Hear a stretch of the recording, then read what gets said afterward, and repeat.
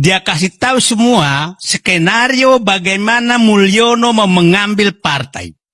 Saya berangkat dari rumah, hormat bendera, ke medan juang. Kalau saya nggak balik, sudah selesai. Karena di kepala saya, inilah hari yang menyelamatkan negeriku. Kalau itu tidak terjadi, semua skenario Mulyono terjadi. Maka apa yang terjadi? Prabowo menjadi boneka Mulyono. Tanggal 6 Agustus. Ini saya bicara apa di balik ini semua. Ini baru saya membuka. 6 Agustus. Saya ketemu seseorang yang saya tahu posisinya adalah penghubung politik antara oligarki dengan penguasa, dengan pengusaha yang mengendalikan kekuasaan dengan kekuasaan. Apa ceritanya ke saya?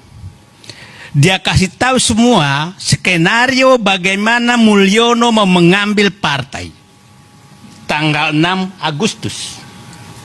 Sampai nama-nama panitia Munas Golkar pun dia kasih tahu saya.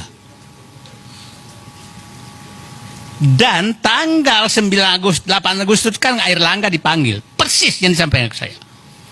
Tanggal 10 Agustus Airlangga mundur. Ini pingin pecah kepala saya. Kok negaraku sekarang betul-betul bukan diatur oleh partai politik. Betul-betul diatur oleh mereka. Saya diberitahu bagaimana nanti PKB diambil. Tanggal berapa diambil. Saya diberitahu PKS bagaimana menyerahkan diri. Saya dikasih tahu. Saya dikasih tahu PKS menyatakan menyerahkan diri. Saya dikasih tahu bagaimana PAN diperpanjang lagi menjadi 3 kali. Padahal ADRT-nya diubah. Dan dia bilang menyatakan itu pasti selesai semua sebelum pilkada, sebelum penetapan gubernur. Jadi ini yang bikin saya, apa sudah saatnya saya harus mati menghadapi begini semua ini.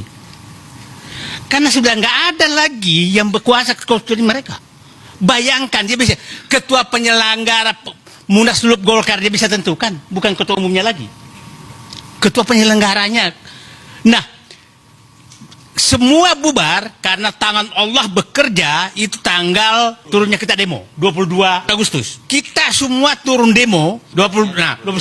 Dan itu saya berangkat dari rumah, hormat bendera, ke medan juang. Kalau saya nggak balik, sudah selesai. Karena di kepala saya, inilah hari yang menyelamatkan negeriku. Kalau itu tidak terjadi, semua skenario Mulyono terjadi. Maka apa yang terjadi? Prabowo menjadi boneka Mulyono. Itu yang terjadi. Karena semua sudah diatur. Jadi tangan Allah bekerja tanggal 21. Tidak ada koordinasi apapun. Dan semua bergerak seluruh Indonesia. Kita tahu. Disitulah kita dapat informasi. Nasionalisme, patriotisme Prabowo muncul. Ini harus dihentikan. Ini harus dihentikan, maka diperintah ke dalam. Dan saya dapat informasi sebenarnya di dalam tuh korum. Bukan nggak korum. Tapi patriotisme dan nasionalisme Prabowo menyelamatkan negerinya. Itulah saya katakan, saya bicara dulu sebelum masuk fakta-fakta di lapangan. Saya berharap Prabowo itu, Habibie itu, memuji, menjadi murid Pak Harto 30 tahun lebih. Tapi dia pada saat presiden menjadi Habibie yang lepas dari Pak Harto. Dan mengambil kebijakan yang berbeda dengan Pak Harto demi menyelamatkan bangsa dan negaranya. Saya berharap Prabowo kalau nggak bisa 100% Habibie ya 90% lah. Menjadi orang yang selamat.